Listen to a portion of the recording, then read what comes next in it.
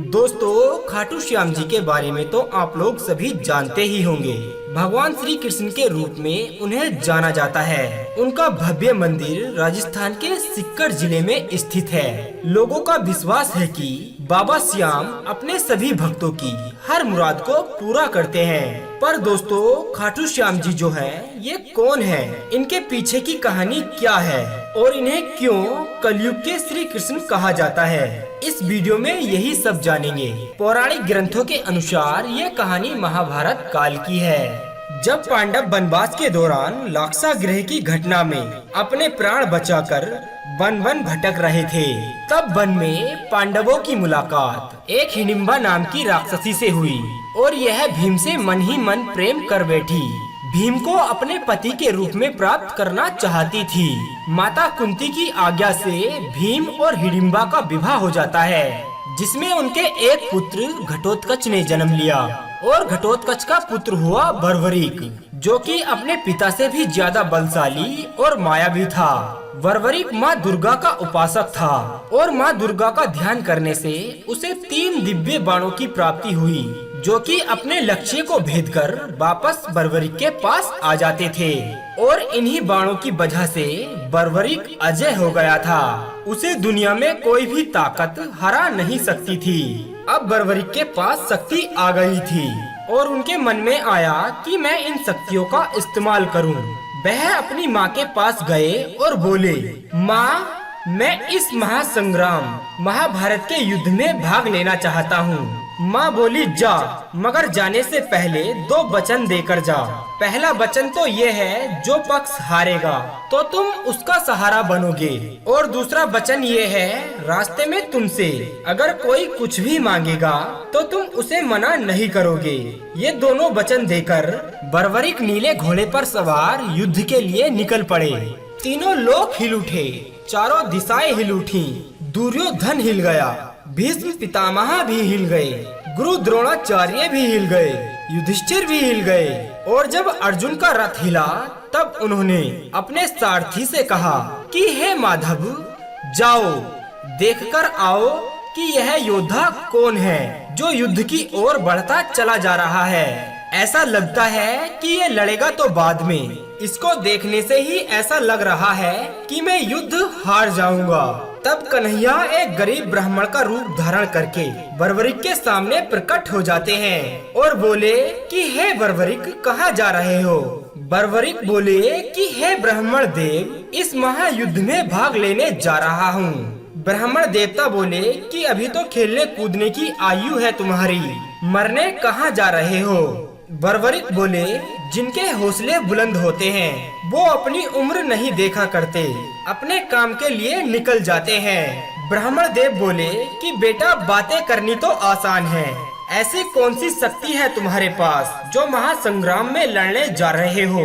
बर्बरीक बोले कि हे प्रभु, जिसे आप महासंग्राम का नाम दे रहे हो ना, मेरे तरकस में जो 3 बाण हैं, मैं इनमें से केवल एक ही बाण चलाऊंगा। ना तो जीतने वाला बचेगा और ना ही हारने वाला बचेगा।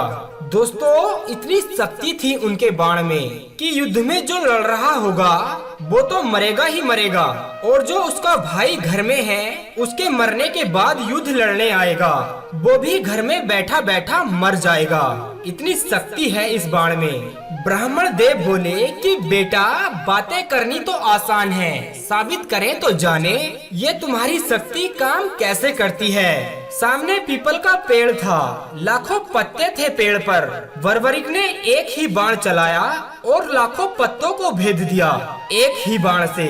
कन्हैया ने पांडवों की माता को ये वचन दिया था कि मैं तेरे 5 पांडवों की रक्षा करूंगा, तो ये देखने के लिए क्या मैं पांडवों को बचा सकता हूँ। एक पत्ता ब्राह्मण ने अपने पांव के नीचे दबा लिया था। लाखों पत्ते भेदने के बाद बाण ब्राह्मण के पैर के चारों ओर घूमने लगा। जब बर्बरीक बोले कि हे प्रभु, अपने पैर को हटाइए, एक पत्ता आपके पैर के नीचे भी है। बस ब्राह्मण देवता मान गए कि ये युद्ध में अगर चला गया तो सबको ढूंढ ढूंढ कर मार देगा। बोले, बेटा, तुम किसका साथ दोगे?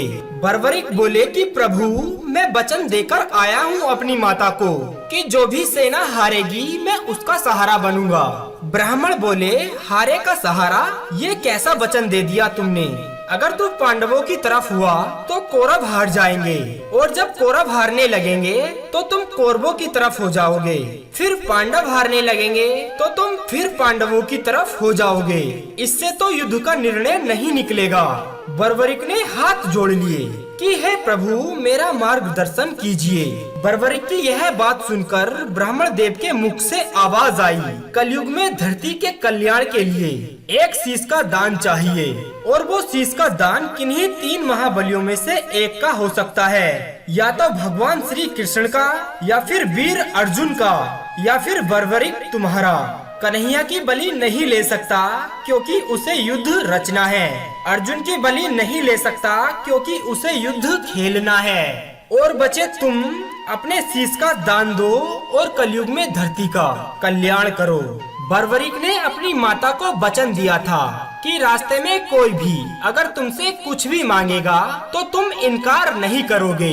निकाली तलवार और बोले कि हे ब्राह्मण देवता, मैं मोरबी का लाल आपको शीश का दान दूंगा, मगर जो शीश का दान मांग सकता है वो साधारण ब्राह्मण नहीं हो सकता। आप अपने असली रूप में आइए, मैं मोरबी का लाल आपको शीश का दान दूंगा। और दोस्तों, महाभारत के युद्ध में पहली बार मोर मुकुट बंसी वाला अपना विराट रूप लेकर झोली पसार कर खड़ा हो गया, और फिर निकाली तलवार और दे दिया शीश का दान बर्बरिक खाटू वाले ने। बाद में कन्हैया बोले, तुम्हारी कोई इच्छा है? बर्बरिक बोले, लड़ने आया था, लड़ नहीं पाया, देखना चाहता हूँ। बस क्या था, कन्हैया ने उस शीश को अमृत पिला दिया। जब ये युद्ध चलेगा तब बर्बरिक तुम्हारा ये शीश महाभारत का युद्ध देखेगा। बस क्या था, आखिर में पांडव युद्ध जीत गए, और युद्ध जीतने के बाद पांडवों के मन में अभिमान आ गया कि युद्ध हमने जिताया है। अब इसका निर्णय कौन करे कि युद्ध किसने जिताया। तब पांचों पांडव भाई मिलकर श्री कृष्ण के पास जाते हैं और बोले कि हे कन्हैया, ये युद्ध किसने जिताया है। कन्हैया बोले कि हे पांडवों, तुम किससे पूछ रहे हो? मैं तो तुम्हारा रथ चला रहा था, और अगर मेरी नजर दाएं बाएं चली जाती तो तुम्हारा रथ कैसे चल पाता। तब पांडव बोले कि हे प्रभु, बता दो, अगर तुम नहीं बताओगे तो हम पांचों आपस में लड़ मर जाएंगे। तब कन्हैया बोले, एक है जिसने पूरा युद्ध देखा है। बोले कौन? कन्हैया बोले, एक बार झोली मैंने पसारी थी, अब एक बार तुम पसार कर देख लो। और सभी मिलकर गए महावीर बर्बरिक के शीश के पास, और सभी मिलकर बोले कि हे बर्बरिक, बताओ तुमने युद्ध में क्या देखा। बर्बरिक के शीश से आवाज आई कि पांडवों, किस चीज का अभिमान करते हो तुम?